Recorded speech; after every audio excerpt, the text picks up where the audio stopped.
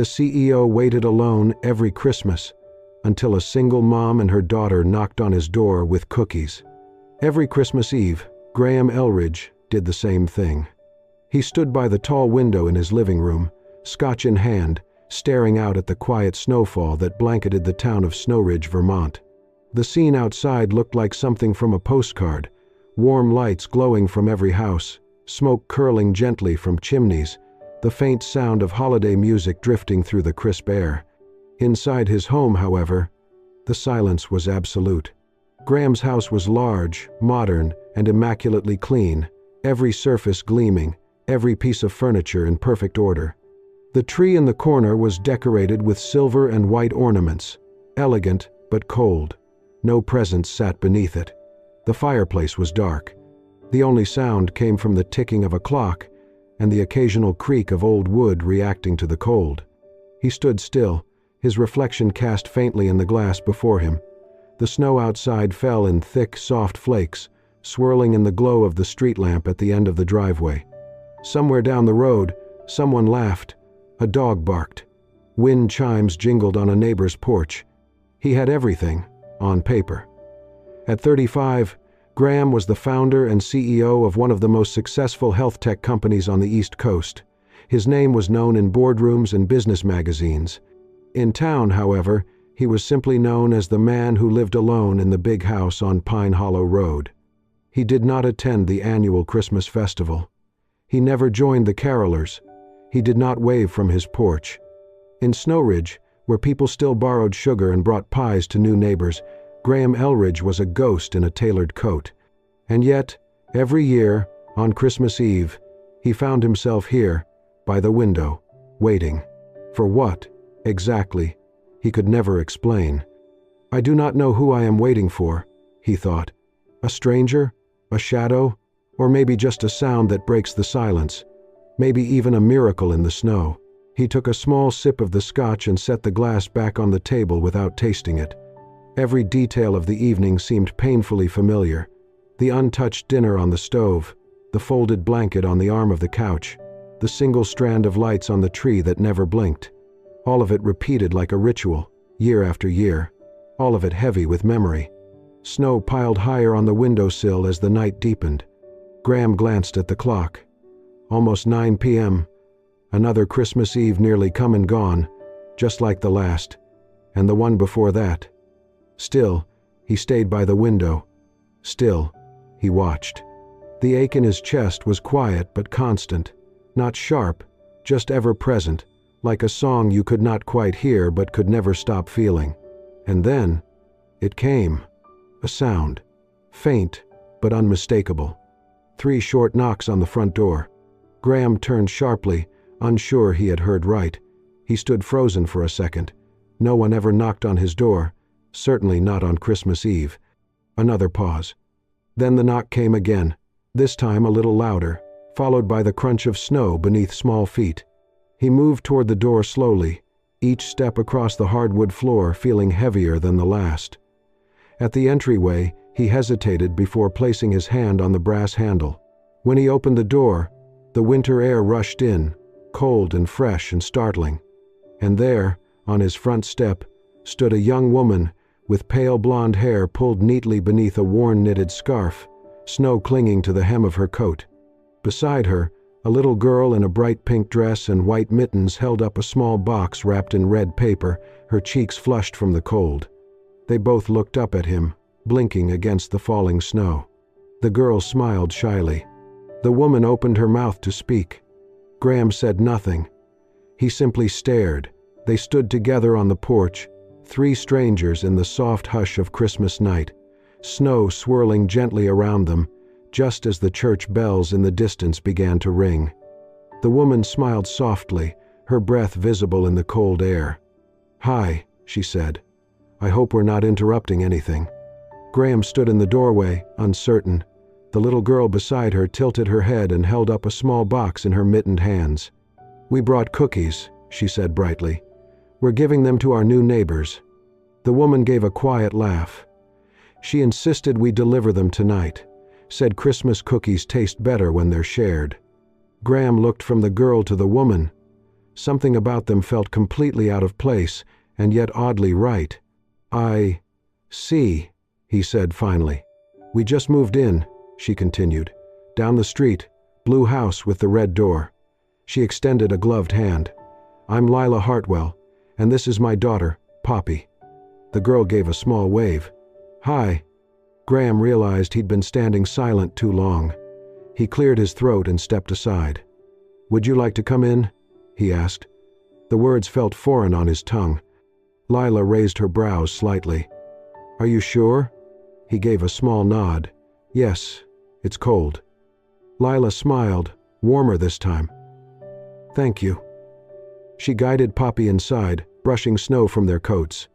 As Graham closed the door, something shifted.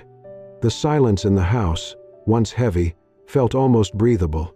Poppy looked around wide-eyed, taking in the tall ceilings, the bare tree, and the warm light. "Wow," she whispered. "It looks like a castle."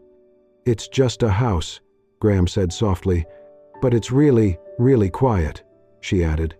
Lila smiled, but her eyes wandered thoughtfully over the space. No music, no scent of food, no sign of daily life. They followed Graham into the kitchen. Lila placed the cookie box on the counter while Poppy wandered to inspect the cupboards. "I hope you like chocolate chip," Lila said, opening the box. "We tried gingerbread, but someone got creative with the spices." Poppy giggled. "I thought it needed cinnamon and ketchup." Graham chuckled, genuinely. The sound surprised even him. "I'm glad you went with chocolate chip." Suddenly, Poppy sniffed the air and her eyes widened. "Is that hot chocolate?" she asked. Graham turned quickly. He had forgotten the pot warming on the stove. He moved to switch off the heat. "It is," he said. "Would you like some?" "Yes, please," Poppy said, bouncing slightly. He reached for the mugs. His hand paused over the usual stack, then moved to the back of the cabinet. He pulled out a pair of old ceramic cups, ivory with blue floral trim. Gently, he wiped the dust from their rims before pouring the cocoa. He handed one mug to Poppy, the other to Lila. She accepted it with a glance, brief but knowing. "This is really good," Poppy said after a sip. "I'm glad," Graham replied.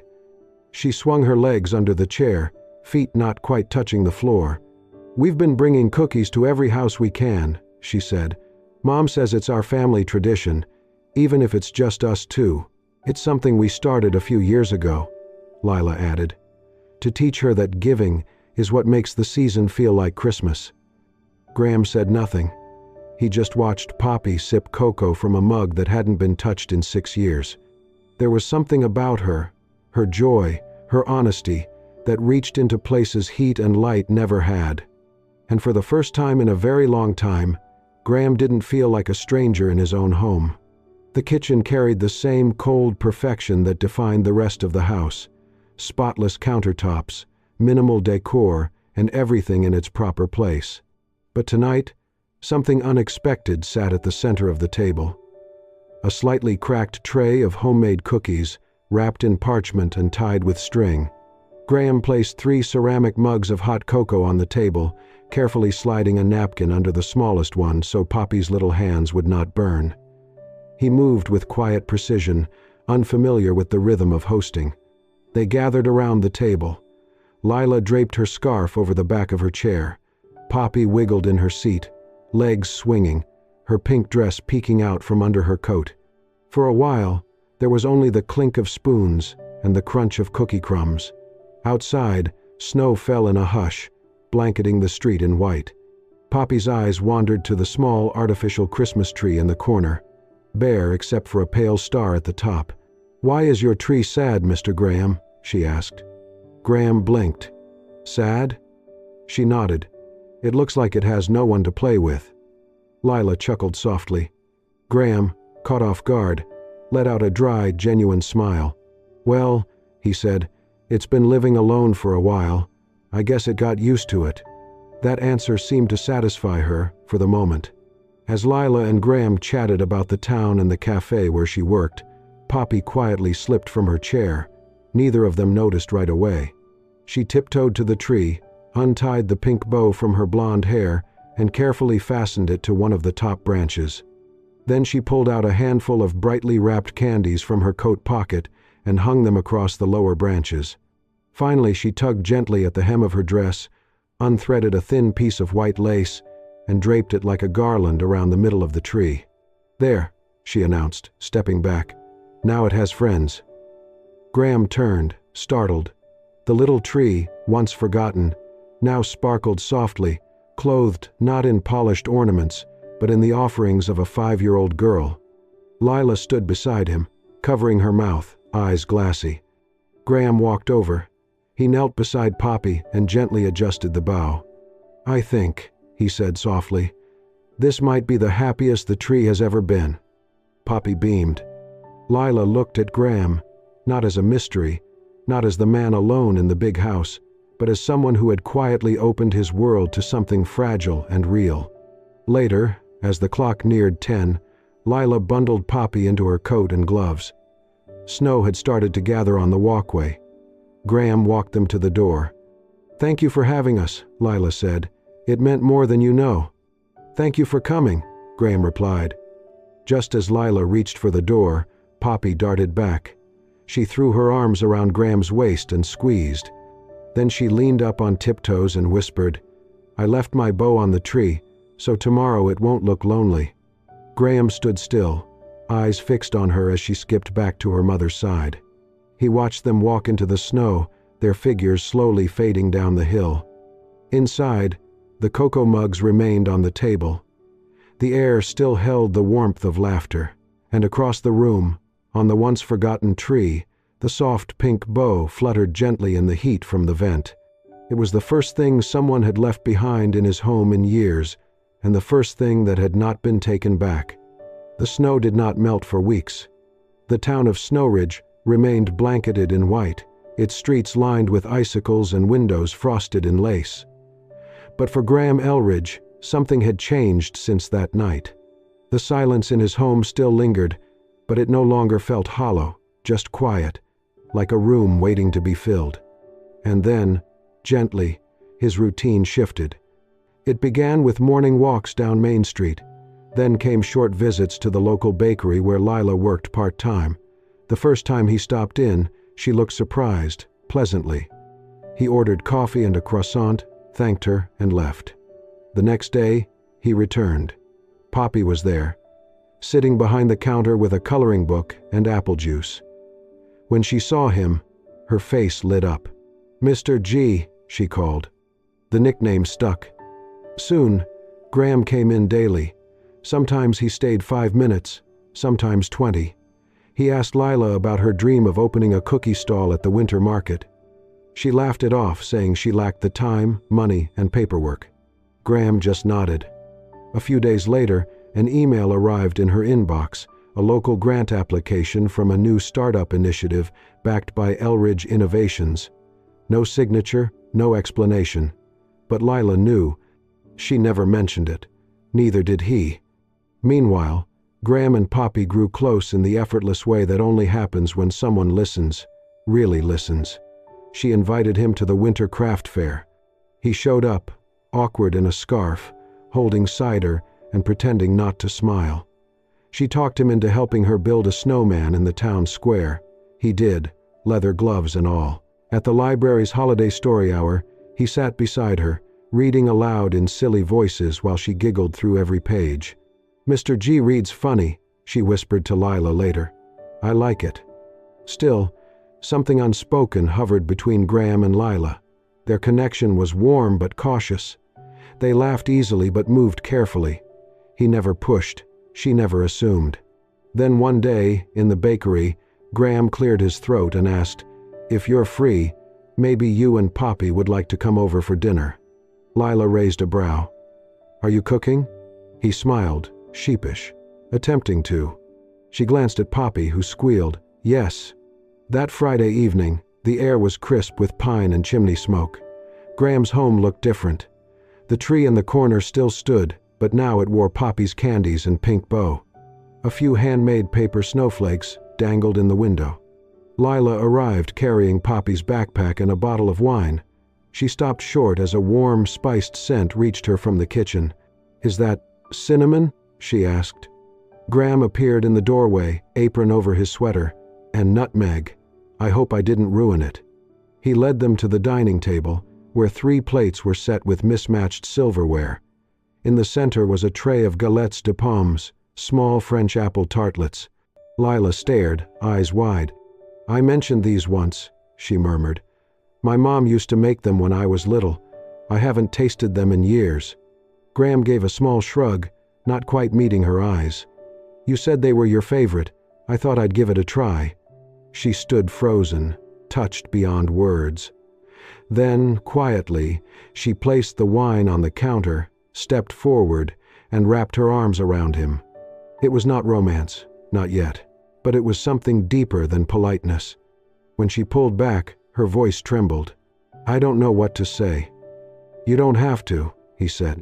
In the kitchen, Poppy had already grabbed a tartlet and was humming a Christmas tune, slightly off-key, as she licked cinnamon from her fingers. Lila blinked away tears. Graham turned back toward the oven, giving her a moment of privacy, pretending not to notice.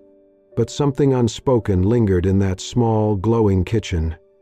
It was not just kindness, not just comfort.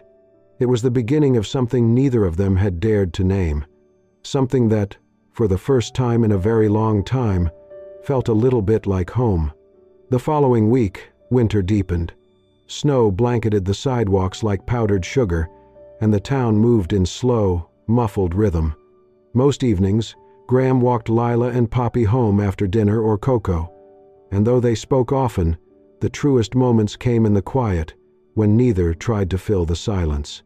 One night, after Poppy had fallen asleep on the rug with a book across her chest, Lila tucked a blanket over her and looked toward Graham. He sat in the armchair, turning a mug between his hands. "She adores you," Lila said softly. He smiled faintly. "I adore her too." They let the silence stretch, a kind of peace that invited truth when it came. "You're good with her," Lila said. "Most men wouldn't know how. But you, listen." Graham's gaze drifted to the fireplace, long gone cold. "I think it's because," he said quietly, "I always thought I'd be a father." Lila turned, eyes softening. "My wife was 6 months pregnant when she died," he said, setting down his mug. "Car accident. It was snowing that night." The words came without decoration, just the truth, stripped bare. "I was supposed to meet her for dinner. She was late. I was annoyed, then worried. Then came the call." Lila said nothing. She only listened. "They didn't save the baby," he continued. "A boy. We'd just picked his name." He swallowed hard. "After that, I worked. That's all I did. I even tried to adopt later, but they said I wasn't suitable." He gave a small, bitter laugh. "Too isolated, too unstable. They weren't wrong." Lila crossed the room and sat across from him, elbows on her knees. "That's not who you are now." He looked at her, but his voice stayed quiet. "Maybe not anymore."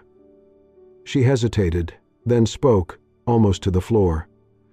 "Poppy's dad left when I told him I was pregnant. Said he wasn't ready. I haven't seen him since." Graham's eyes softened. "It was hard," she said, "not just raising her. The judgment, everyone thinking I'd ruined my life." "You didn't," he said simply. "Not even close." Their eyes met, holding steady. There was no pity, only understanding. Two people who had lost differently but deeply. For a long while they sat in silence. The air felt fragile but calm, two quiet hearts learning to breathe and sink again.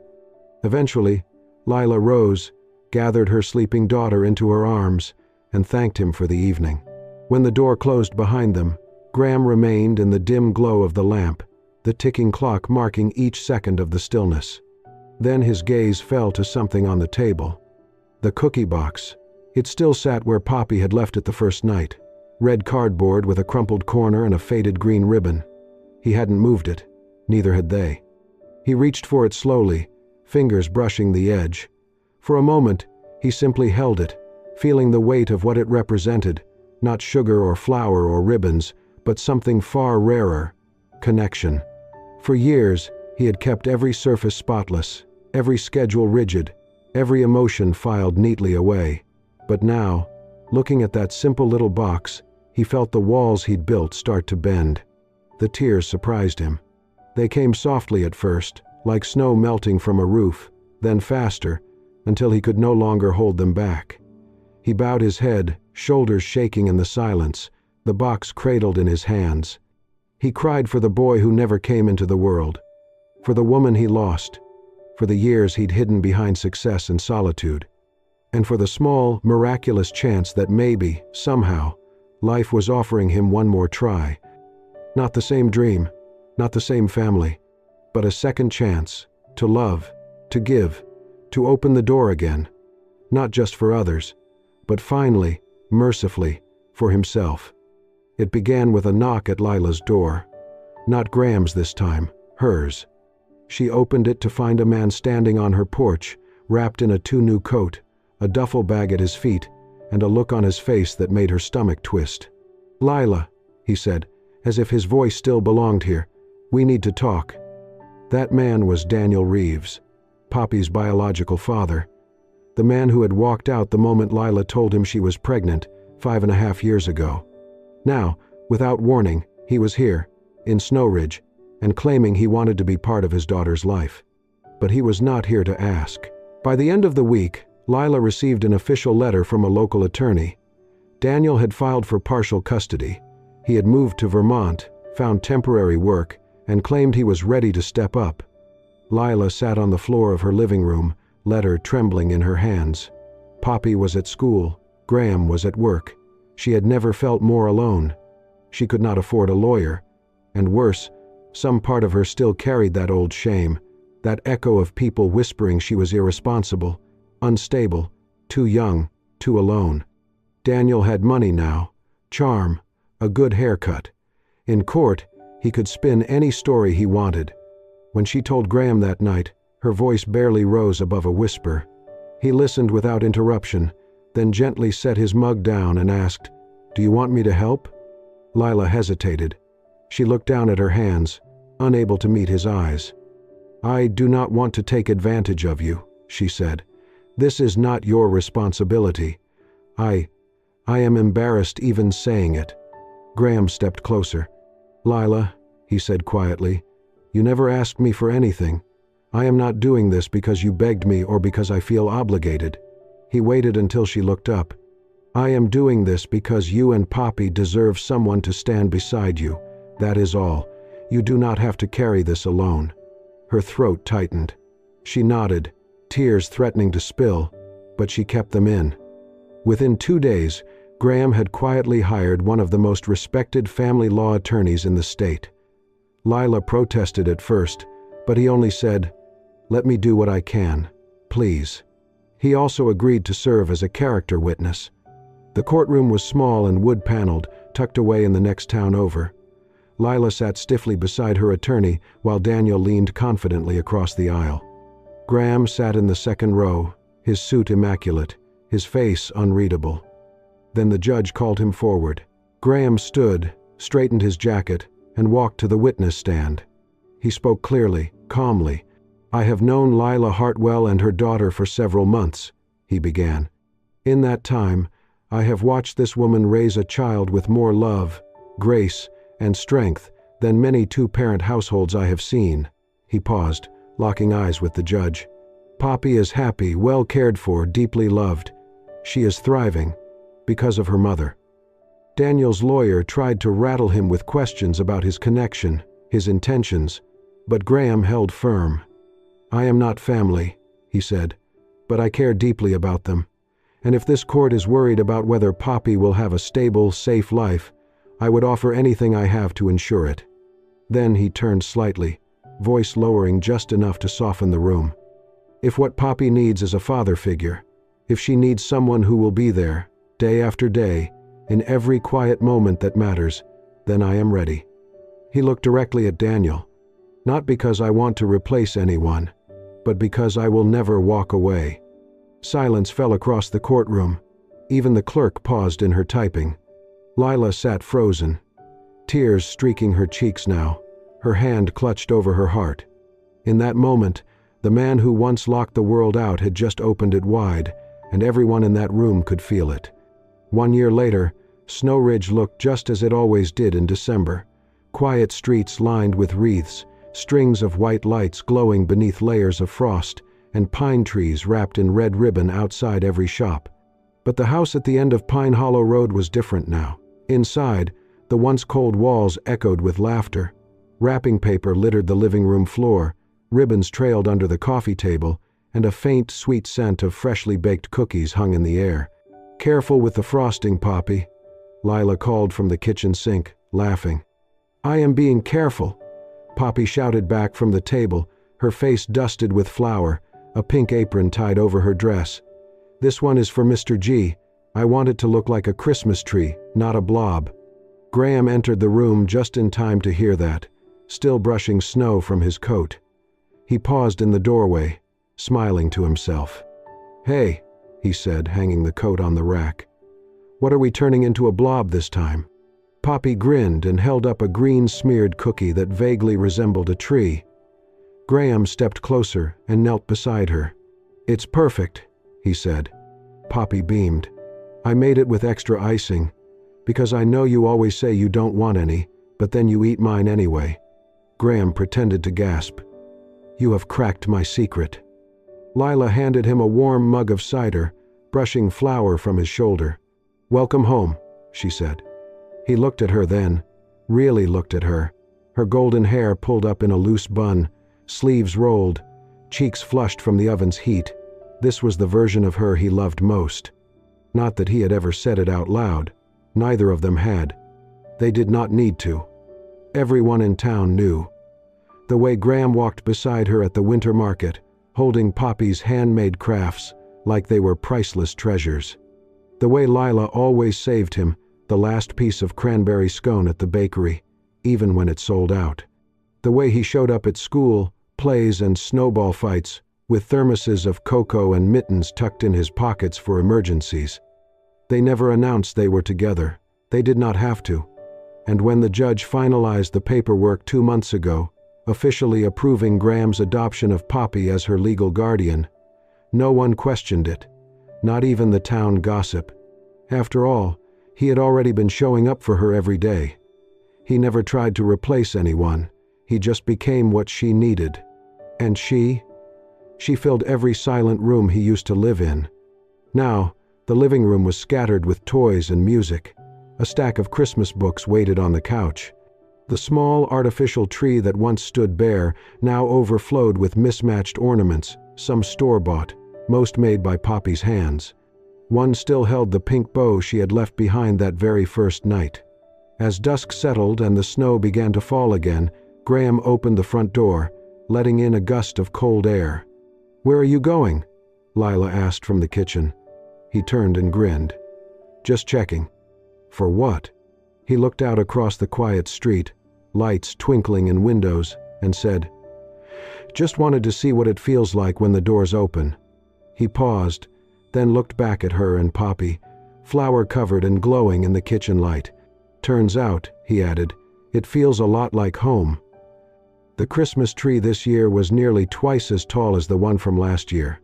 It brushed the ceiling with its twinkling star, every branch decorated with handmade ornaments, candy canes, and little hearts cut from red and green felt. Lila stood back with her arms folded, watching the lights flicker across the room. Poppy had gone overboard, as usual, with glitter and glue, and Graham had let her, also as usual. Now, the three of them stood together in the living room, bathed in the soft golden glow of the tree and the crackling fire. Snow was falling gently outside. Through the tall windows, flakes clung to the glass, blurring the edges of the world in white. Poppy leaned against Graham's side, her hand tucked in his. She wore her favorite pink holiday dress, the one with the satin ribbon tied in the back, and carried a tray of warm cookies with careful concentration. Lila stepped closer, slipping her hand into Graham's free one. She looked up at him, her voice low and full of meaning. "You saved us," she whispered. "Me and Poppy. You gave us back something we never thought we'd have again." But Graham shook his head, gently tightening his fingers around hers. "No," he said. "You two saved me. His gaze dropped to Poppy, who was now humming a carol under her breath, adding one last cookie to the tray. "I didn't know what a family was supposed to feel like," he continued. "Not really. Not until I opened that door and found you both standing there." Lila's eyes glistened. Graham turned to Poppy and knelt down so they were eye to eye. She smiled at him, soft and sweet, with powdered sugar still dusted on her cheek. "From now on," he told her, "every Christmas, I'll be the one knocking on the door first. Just to remind you how much I love walking through it." Poppy's face lit up. She leaned forward and kissed his cheek, then carefully picked up the tray of cookies again. "Time to knock," she declared proudly. Graham opened the front door, letting in the crisp night air. The world outside was hushed, glowing with lights and the faint sound of bells from the church tower downtown. The little girl in the pink dress stepped onto the porch, holding the tray steady. Then, with a giggle, she turned and knocked gently, once, twice, 3 times, on their own door. Lila laughed. Graham smiled. The door was already open, but it did not matter, because this time the knock was not about entering, it was about welcoming others in. Across the street, a moving truck was parked outside the small cottage on the corner. The porch light flicked on as Poppy called out, "Cookies for the new neighbors." Inside, the warmth of home followed them.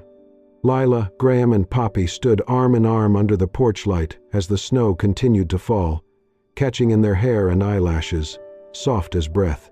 The church bells rang again. 12 chimes. Midnight. Christmas Day. Graham looked down at the 2 people beside him, their laughter, their light, their love, and for the first time in many years, he felt the peace he had once believed he would never find again.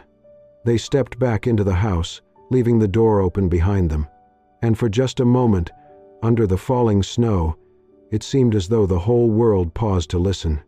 Then, in the softest hush, came the sound of 3 hearts beating in rhythm, and the quiet promise of a life just beginning.